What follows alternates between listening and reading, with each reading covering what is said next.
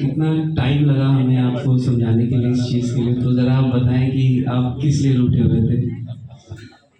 सबसे पहले तो हमारे कल्लू म्यूजिक वर्ल्ड, हमारा नहीं सारे का कल्लू म्यूजिक वर्ल्ड के लॉन्चिंग में जितने लोग उपस्थित हुए हैं सारे मीडिया कर्मी को बहुत बहुत धन्यवाद, थैंक यू।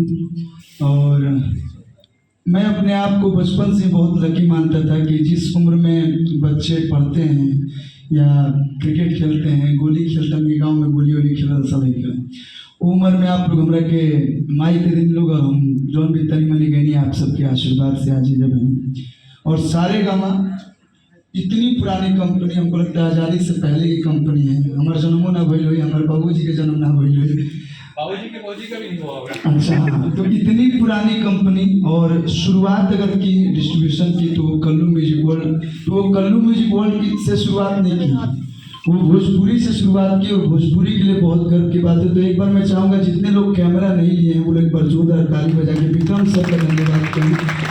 और मैं बहुत खुश हूँ, आज हद से ज़्यादा खुशी है मुझे। 2-3 टाइम मुझे बहुत ज़्यादा खुशी हुई। एक बार जब मेरा पहला एल्बम लॉन्च हुआ था, एक बार जब मेरे पापा जी का सपना था कि मैं फिल्म बनाता, और आज तीसरी बार हद से ज़्यादा खुश हूँ कि सारेगामा के एमडी विक्रम सर आप बिहार में भी पटना में आए और मेरे चैनल पर लॉन्चिंग में आए, तो इसके लिए बहुत बहुत धन्यवाद, दिल से थैंक यू। और जो आपने भरोसा किया है, विश्वास किया है, उस विश्वास के ऊपर मैं पूरी अपनी ताकत लगा दूंगा, मेहनत लगा दूंगा। वैसे तो आपके कंपनी के लिए मैं बहुत ज़्यादा आजकल 1 साल से ज़्यादा मेहनत कर रहा हूँ, 200 मिलियन। और उसका सारा क्रेडिट मैं आशु बाबा को देना चाहूँगा कि ये पहले मैंने डायरेक्ट अप्रोच किया था कल्लू जी को। हाँ देखिए आशु बाबा तो मेरे तो मैं मेरी बहुत अच्छी दोस्ती हुई कल्लू जी के साथ। लॉकडाउन में हम लोग घंटों बातें करते थे, पर ये गाना नहीं देते थे मुझे, और फिर मेरी दोस्ती हुई आशु बाबा से, और उसके बाद सब कुछ बदल गया। तो थैंक यू आशु बाबा। और सर के लिए बस ये बोलना चाहूँगा कि आज के समय में आज पर्सनली भी ऐसा नहीं है कि हम गायक बनी या हीरो बनी, आज के समय में भाई भाई खातिर नहीं के सोचा, सारेगामा ने भोजपुरी के लिए सोचा, कल्लू के लिए सोचा, इसलिए दिल से थैंक यू विक्रम सर। और अब कोई क्वेश्चन दे सकते हैं?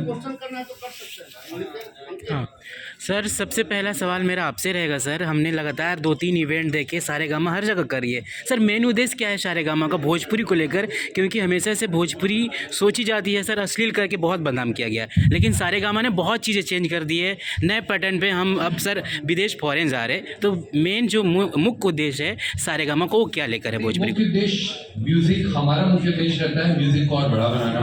स्पेसिफिक यहाँ पे हमारा असली उद्देश्य है भोजपुरी गाने को भोजपुर से बाहर ले जाकर देश में और विदेश में वही इंपॉर्टेंस मिलनी चाहिए जो शायद हिंदी और पंजाबी को मिलती है, क्योंकि हमारा म्यूजिक बहुत धड़कता है यहाँ पर। एक चीज और कहना चाहूंगा, मैं सिर्फ जब यहाँ आता हूँ या वाराणसी या लखनऊ में बात करता हूँ तो भी मुझे यही सुनने को मिलता है अश्लील वर्ड। कोई भी जगह यहाँ के बाद बम्बई में और पंजाब में और कर्नाटक में कोई नहीं कहता कि भोजपुरी गाना अश्लील है। बिल्कुल। आई थिंक कुछ हम लोग अपने बच्चे को ज्यादा क्रिटिसाइज भी कर जाते हैं। आई थिंक हम बहुत अच्छे रास्ते पे चल रहे हैं, गानों की क्वालिटी बहुत बढ़िया बढ़ रही है, लिरिकल क्वालिटी अच्छी होती चली जा रही है, टॉप सिंगर्स आ रहे हैं यहाँ पर। तो आप देखेंगे कुछ समान टाइम के बाद लोग पंजाबी की जगह भोजपुरी करेंगे।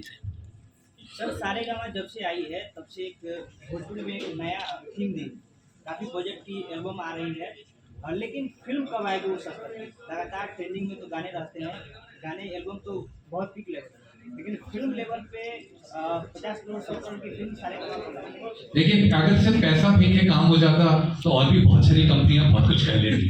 पैसे से सिर्फ कुछ नहीं होता, पैसे की जरूरत होती है और उसमें बहुत कुछ जाता है गाने को बढ़िया बनाना है। वही है, माँ से पूछिए खाना बनाने में सबसे महंगे इंग्रेडिएंट डालते हैं वो, तो खाना अच्छा बन जाएगा? नहीं बनेगा।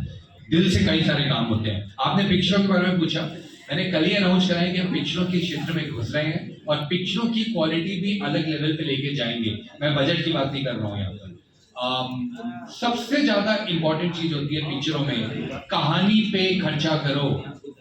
कहानी पे तो जो चीज वो जो सेट पे लेके कहानियां बनाते हैं और वहीं का वहीं शूट हो जाता है, हमारा अच्छी पिक्चर नहीं बनती है।